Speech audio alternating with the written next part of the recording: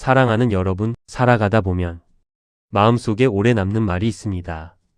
그건 거창한 말이 아닙니다. 단 한마디 미안하다는 말입니다.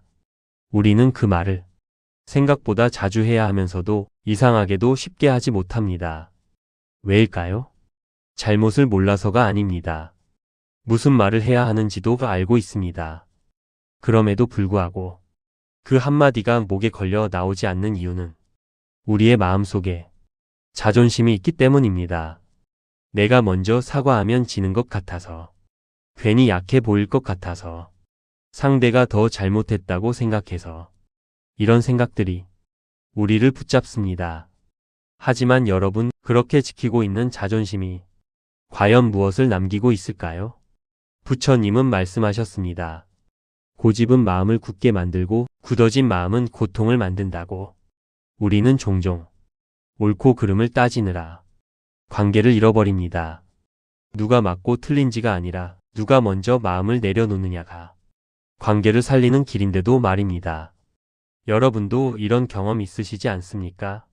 분명히 내가 잘못한 것을 알고 있는데 이미 시간이 지나버려 더 말하기 어려워진 순간, 지금 와서 말하면 이상하지 않을까? 괜히 다시 꺼내는 게 더 상처 아닐까? 그렇게 미루다 보면 그 한마디는 점점 더 무거워집니다.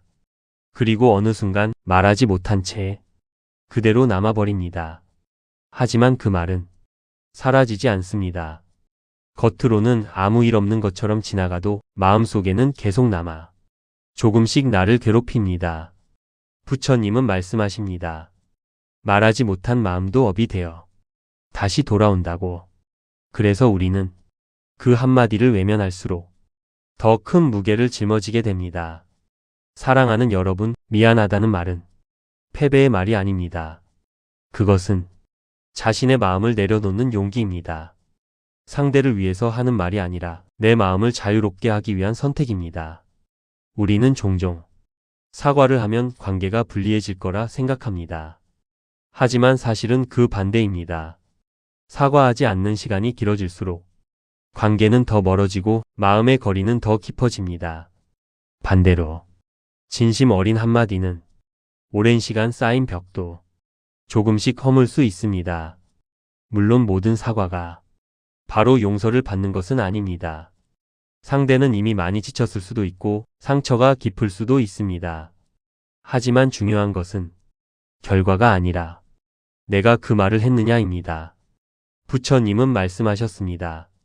결과보다 중요한 것은 그 마음의 방향이라고. 우리가 진심으로 미안함을 전하는 순간 이미 그 마음은 바뀌기 시작합니다. 그리고 그 변화는 언젠가 반드시 다시 돌아옵니다. 여러분, 혹시 아직도 마음속에 남아있는 사람이 있습니까? 그때 내가 한마디만 했더라면, 그때 그냥 미안하다고 했더라면, 그렇게 후회로 남아있는 관계 말입니다. 시간이 많이 지났다고 해서 늦은 것은 아닙니다. 부처님은 말씀하십니다. 지금 이 순간이 가장 빠른 때라고. 오늘이 아니면 우리는 또 미루게 됩니다. 그리고 그 미루는 시간이 결국 관계를 더 멀어지게 만듭니다. 사랑하는 여러분, 사과는 완벽한 말이 필요하지 않습니다. 길고 멋진 문장도 필요 없습니다. 단 한마디면 충분합니다. 미안하다. 그 말 안에 진심이 담겨 있다면 그것으로 충분합니다. 혹시 아직도 망설이고 있다면 이렇게 생각해 보십시오. 이 말을 하지 않고 그대로 시간이 흐른다면 나는 후회하지 않을 수 있을까?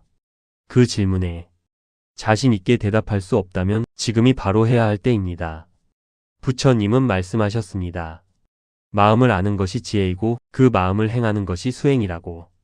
우리는 이미 알고 있습니다. 어떤 말을 해야 하는지. 이제 남은 것은 그 말을 꺼내는 용기입니다.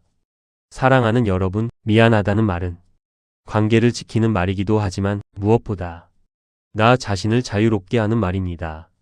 그 한마디가 오래된 무거움을 내려놓게 하고 굳어있던 마음을 풀어줍니다. 오늘 그 말을 꺼내 보십시오. 늦지 않았습니다. 지금 이 순간이 가장 빠른 때입니다. 감사합니다.